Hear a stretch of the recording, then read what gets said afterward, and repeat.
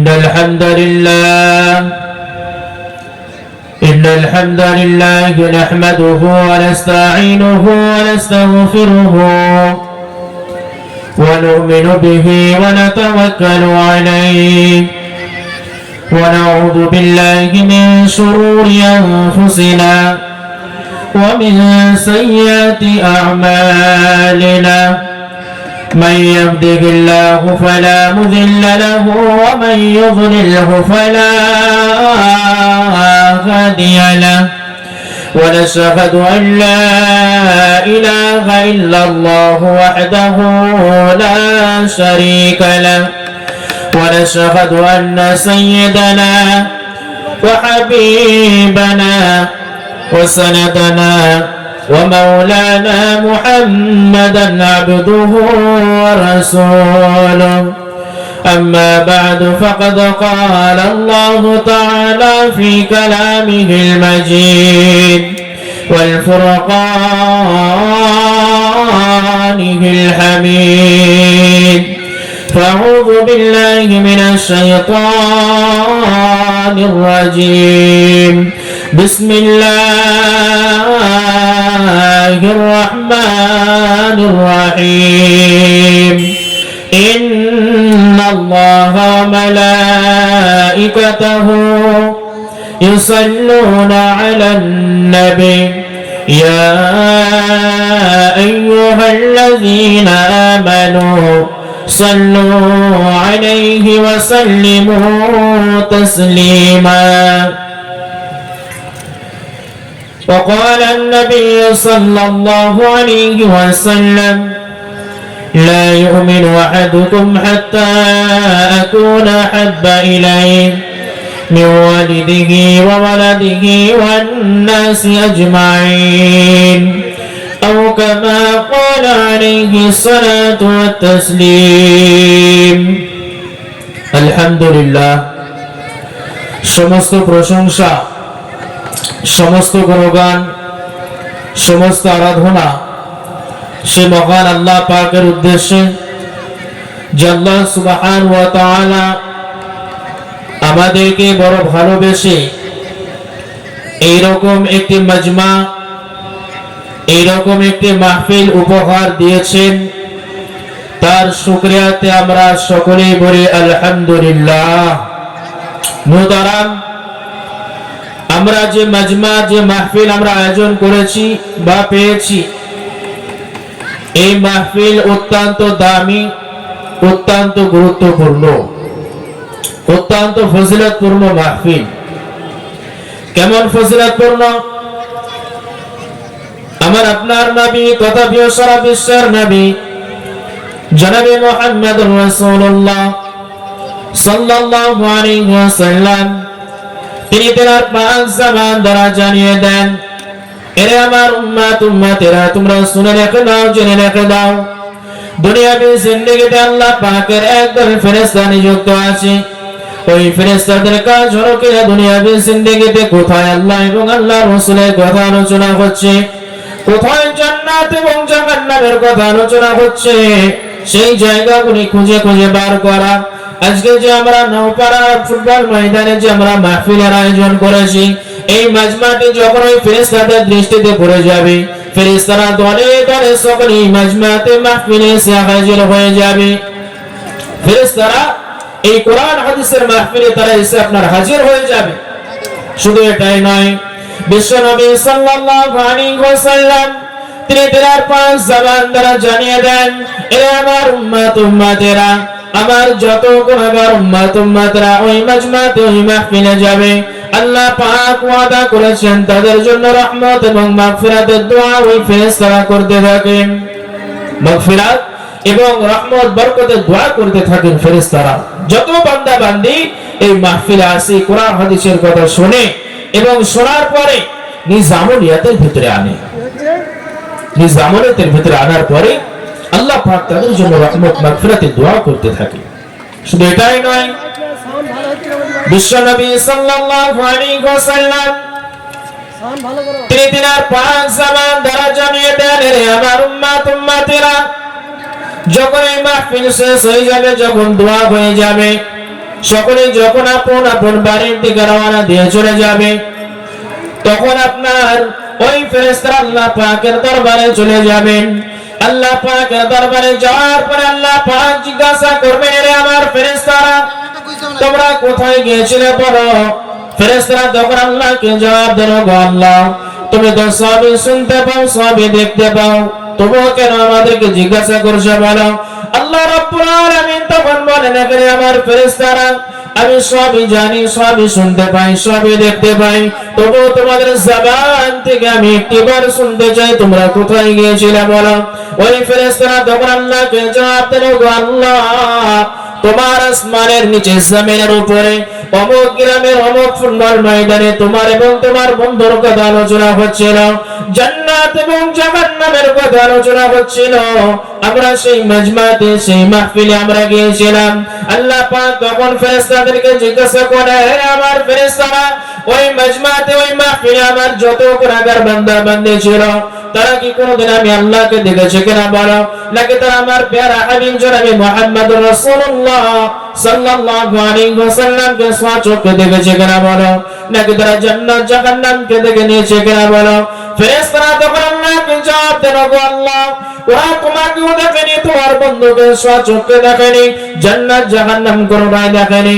আল্লাহ পাক তখন বলেন, হে আমার ফেরেশতারা, তোমরা সাক্ষী রয়ে যাও, আমার ওই মাজমাতে, আমার ওই মাহফিলে আমার যত গুনাহগার বান্দা বান্দী ছিল, আমি আল্লাহ পাক তাদের পিছনের যাবতীয় সমস্ত সগীরা গুনাহর খাতাগুলিকে maaf করে দিলাম। এই মাহফিলের ওসিলাতে আল্লাহ পাক বান্দা বান্দীদের সগীরা গুনাহের খাতাগুলিকে maaf করে দেন। সেই জন্য মুহতারাম, আমরা সকলেই কম বেশি গুনাহগার। আমরা কেউ বলতে পারবো না যে আমাদের দ্বারা গুনাহের কাজ হয় না। সেই জন্য গুনাহ করার পরে ওই ব্যক্তি সবচাইতে উত্তম যে ব্যক্তি গুনাহ করার পরে আল্লাহ পাকের দরবারে খালিস নিয়তে খাঁটি দিলে তওবা করে। এই সংক্ষিপ্ত সময় তওবা সম্পর্কে কয়েকটি কথা শুনে রাখি। আমরা যদি আল্লাহ পাকের দরবারে গুনাহ করার পরে, ভুল করার পরে আল্লাহ পাকের দরবারে যদি মাফ চাই, তবে আল্লাহ পাক অত্যন্ত খুশি হন। শুধু খুশি নয়, আল্লাহ পাক ওয়াদা করেছেন যে কি, বিসমিল্লাহির রহমানির রহিম, ইল্লা মান তাবা ওয়া আমানা ওয়া আমিলা আমালান সালিহা ফাউলাইকা ইউবাদদিলুল্লাহু সাইয়্যাতিহিম হাসানাত ওয়া কানা আল্লাহু গফুরুর রহিমা। আল্লাহ রাব্বুল আলামিন বলেন, হে দুনিয়ার জিন্দেগির মানুষরা শুনে রাখো, তোমরা যদি নিজেরা গুনাহ করার পরে আমি আল্লাহ পাকের দরবারে খাঁটি দিলে তোমরা চাইতে পারো, তবে আমি আল্লাহ পাক ওয়াদা করছি, আমি আল্লাহ পাক ওয়াদা করছি, তোমাদের গুনাহগুলিকে আমি maaf করে দেব। শুধু মাফই করব না, বরঞ্চ তোমাদের যত গুনাহ আছে ওই সমস্ত গুনাহগুলিকে আমি আল্লাহ পাক নেকি দ্বারা পরিবর্তন করে দেব। আল্লাহ পাক নেকি দ্বারা পরিবর্তন করে দেওয়ার ওয়াদা করেছে। যদি কোনো বান্দা খালিস নিয়তে খাঁটি দিলে আল্লাহ পাকের দরবারে নিজ গুনাহের জন্য মাফ চাইতে পারে। কিন্তু আজ আমরা হতভাগা মুসলমান আল্লাহ পাকের দরবারে মাফ চাইতে পারি না, ক্ষমা চাইতে পারি না। মনে রাখবেন, আল্লাহ পাকের দরবারে ক্ষমা চাইলে, মাফ চাইলে, নিজের গুনাহের জন্য ভুল স্বীকার করলে আল্লাহ পাক বান্দা বান্দীদের প্রতি অত্যন্ত খুশি হন। কেমন খুশি?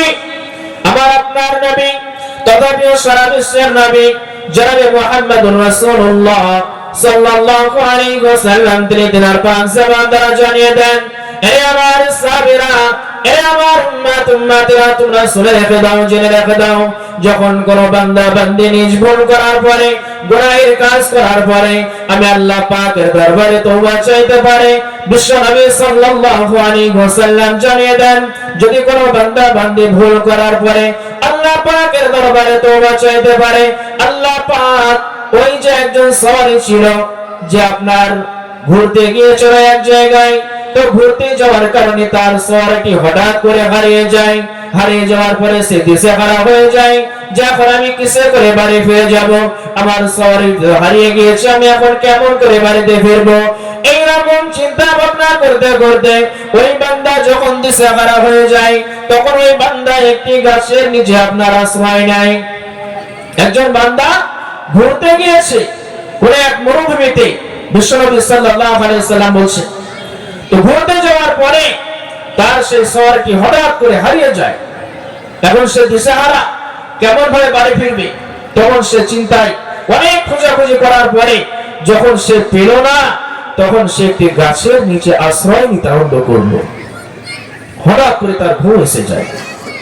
ঘুম আসার পরে যখন সে জাগ্রত হয়ে যায়, তখন সে দেখতে পায় কি বিশ্বনবী সাল্লাল্লাহু আলাইহি ওয়াসাল্লাম বলেন, তখন ওই মুসাফির ব্যক্তিরে দেখতে পায় যে তার সওয়ারিটি আগে যেমন ভাবে বেঁধে রেখেছিল, ঠিক তেমন ভাবে সেই জায়গাতেই বাঁধা রয়েছে।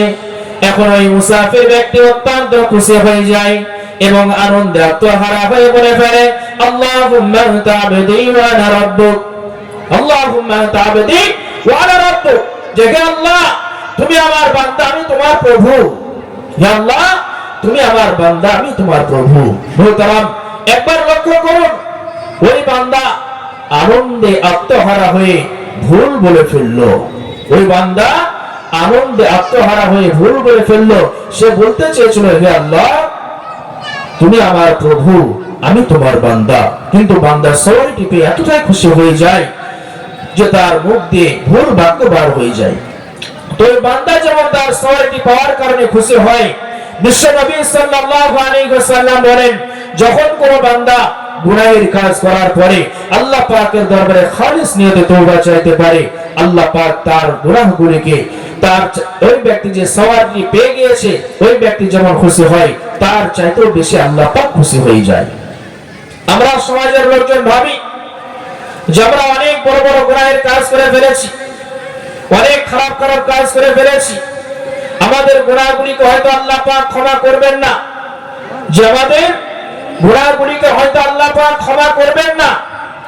কিন্তু মুহতারাম, বিশ্বনবী সাল্লাল্লাহু আলাইহি ওয়াসাল্লাম তিনি তার পাক জবান দ্বারা জানিয়ে দেন যে কি বিশ্বনবী সাল্লাল্লাহু আলাইহি ওয়াসাল্লাম সেই বনি ইসরাইলের জামানার একটি কথা আপনার সাহাবাদের সামনে তুলে ধরলেন, যে কি যে আমার সাহাবারা তোমরা শুনে রেখে দাও, জেনে রেখে দাও, ওই বনি ইসরাইলের জামানাতে একজন বান্দা ছিল, যে বান্দা দুনিয়াবি জিন্দেগিতে কম বেশি 100 জন মানুষকে হত্যা করেছিল।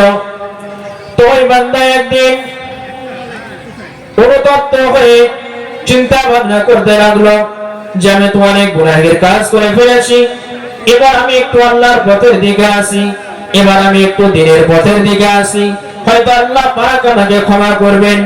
এই চিন্তা ভাবনা করতে করতে ওই ব্যক্তিটি তখন কি করেছিল, ওই বনি ইসরাইলের ওই ব্যক্তিটি তখন চিন্তা ভাবনা করে একজন ইহুদিদের আলেমের কাছে গেল। ইহুদিদের আলেমের কাছে যাওয়ার পরে বলা হলো যে হে ইহুদি আলেম, আমি তো অনেক গুনাহের কাজ করে ফেলেছি, আল্লাহ পাক আমাকে ক্ষমা করবেন কিনা বলো। ওই ইহুদি আলেমকে তখন বলা হয়েছিল, হে ইহুদি আলেম, আল্লাহ পাক আমাকে ক্ষমা করবেন কিনা বলো। তখন ইহুদি আলেম কি বলেছিল, তখন ওই ইহুদি আলেম বলেছিল যে তুমি তো দুনিয়াবি জিন্দেগিতে 99 জন মানুষকে হত্যা করে ফেলেছো, আল্লাহ পাক তোমাকে ক্ষমা করবেন না, আল্লাহ পাক তোমাকে ক্ষমা করবেন না। তখন ওই ব্যক্তি, হত্যাকারী ব্যক্তি রাগান্বিত হয়ে ওই ব্যক্তিকে, ইহুদি আলেমকে বলে উঠলো, আল্লাহ পাক যখন আমাকে ক্ষমা করবেন না, তোমাকে দিয়ে আমি 100টি পূর্ণ করে দিই, জি তোমাকে দিয়ে আমি 100টি পূর্ণ করে দিই। তো মুহতারাম, তখন ওই ব্যক্তিটি কি করেছিল, ওই ইহুদি আলেমকে দিয়ে আপনার 100টি পূর্ণ করে দিয়েছিল। এরপরে তার মনের ভিতরে আরো আফসোস হতে লাগলো, যেবার আমি এবার একটু দিনের পথের দিকে আসি, এবার আমি একটু দিনের পথের দিকে আসি। আবার সংতপ্ত হয়ে একজন মৌলানা সাহেবের কাছে গেলেন, ইসলাম ধর্মের আলেমের কাছে গেলেন, বিজ্ঞ আলেমের কাছে গেলেন। সে বিজ্ঞ আলেমের কাছে গিয়ে বলল যে হে হুজুর, আমি তো অনেক গুনাহের কাজ করে ফেলেছি, আল্লাহ পাক আমাকে ক্ষমা করবেন কিনা? আল্লাহ পাক আমাকে ক্ষমা করবেন কিনা বলো। বিশ্বনবী সাল্লাল্লাহু আলাইহি ওয়াসাল্লাম তিনি তার পাক জবান দ্বারা জানিয়ে দেন, ওই দিন ওই ইসলাম ধর্মের আলেম ওই মাওলানা সাহেব ওই দিন বলেছিল যে হে ভাই, তোমাকে আল্লাহ পাক ক্ষমা করবেন, মাফ করবেন, কিন্তু শর্ত হচ্ছে তোমার এলাকা তোমাকে ছেড়ে চলে যেতে হবে। তুমি যদি তোমার এলাকা ছেড়ে চলে যেতে পারো, ওই যে বাইতুল মুকাদ্দাস আছে ওই বাইতুল মুকাদ্দাসের দিকে তোমাকে চলে যেতে হবে। ওখানে যাওয়ার পরে দেখতে পাবে অনেক ব্যক্তি আল্লাহর ইবাদত বান্দিগি করছে, সেখানে গিয়ে তাদের সঙ্গে তুমি আল্লাহর ইবাদত বান্দিগি করবে, তাদের হাতে হাত রেখে কালেমা পড়ে মুসলমান হয়ে যাবে, তাদের হাতে হাত দিয়ে কালেমা পড়ে মুসলমান হয়ে যাবে। দেখবে সেখানে গেলেই তোমাকে আল্লাহ পাক ক্ষমা করবে, কিন্তু শর্ত তোমার এলাকা তোমাকে ছেড়ে দিতে হবে, তোমার এলাকাতে কখনোই আসা যাবে না, তোমার এলাকাতে আর কখনোই আসবে না। তো সে তওবা পাওয়ার জন্য নিজ এলাকা আপনার ছেড়ে দিয়েছিল। তো বাইতুল মুকাদ্দাসের দিকে যখন যাবে, আল্লাহ পাকের কি এলাকাটা দেখুন, যখনই বাইতুল মুকাদ্দাসের দিকে আপনার যেতে গিয়েছে, হাঁটতে হাঁটতে হাঁটতে হাঁটতে কিছু দূর যাওয়ার পরে আল্লাহ পাকের ঘোষণা হয়ে গিয়েছে যে আজরাইল যাও যাও ওই ব্যক্তির জানটি খরচ করে নিয়ে এসো। আজরাইল আলাইহিস সালাতু ওয়াস সালাম চলে আসলেন, আসার পরে ওই ব্যক্তির জানটি আপনার কবজ করে নিলেন। জানটি কবজ করে নেওয়ার পরে দুইজন ফেরেশতা এসে হাজির, একজন জান্নাতি আর একজন জাহান্নামী। জান্নাতি ফেরেশতারা বলছে যে একে আমরা নিয়ে যাব, জাহান্নামী ফেরেশতারা বলছে যে না একে আমরা নিয়ে যাব। এইরকম ভাবে আপনার তারা নিজেদের ভিতরে ঝামেলা শুরু করে দিল, তারা নিজেদের ভিতরে ঝামেলা শুরু করে দিল। তো সর্বশেষ ফয়সালা কি করলো, তারা একটু ধরে নিয়ে এসে মাপা শুরু করলো যে বাইতুল মুকাদ্দাসের পথ যদি নিকটে হয়ে যায়, বাইতুল মুকাদ্দাস যদি নিকটে হয়ে যায় তাহলে জান্নাতি ফেরেশতারা নিয়ে যাবে, আর যদি তার এলাকার পথ এলাকাটা যদি কাছে হয়ে যায় তাহলে জাহান্নামী ফেরেশতারা নিয়ে যাবে। আল্লাহ পাকের কি এলাকায় দেখুন, আল্লাহ পাক বাইতুল মুকাদ্দাসের পথকে বললেন হে বাইতুল মুকাদ্দাসের পথ তুমি নিকটে হয়ে যাও। আল্লাহ পাকের কারিশমাতে বাইতুল মুকাদ্দাসের পথ এক বিগ পরিমাণ আপনার নিকটে হয়ে গিয়েছে। বলুন সুবহানাল্লাহ। আল্লাহ পাক সে হত্যাকারী ব্যক্তিকে শুধুমাত্র তওবা করতে পারেনি, তওবা করার নিয়তে আপনার এক জায়গা থেকে অন্য জায়গায় যাচ্ছিল, সেই ওসিলাতে আল্লাহ পাক তাকে ক্ষমা করে দিলেন। তবে নিশ্চিতভাবে আল্লাহ পাকের দরবারে যদি আমরাও তাদের মতো খালিস নিয়তে তওবা চাইতে পারি, নিশ্চিত আল্লাহ পাক আমাদেরকে ক্ষমা করবেন। আল্লাহ পাকের দরবারে এটাই দোয়া করি, আল্লাহ পাক আমাদেরকে সকলকে খালিস নিয়তে তওবা ইস্তিগফার করার তৌফিক দান করুন, আমিন। ওয়া আখিরু দাওয়ানা আলহামদুলিল্লাহি রাব্বিল আলামিন ওয়া আলাইহি ওয়া সাল্লাম। আলহামদুলিল্লাহ।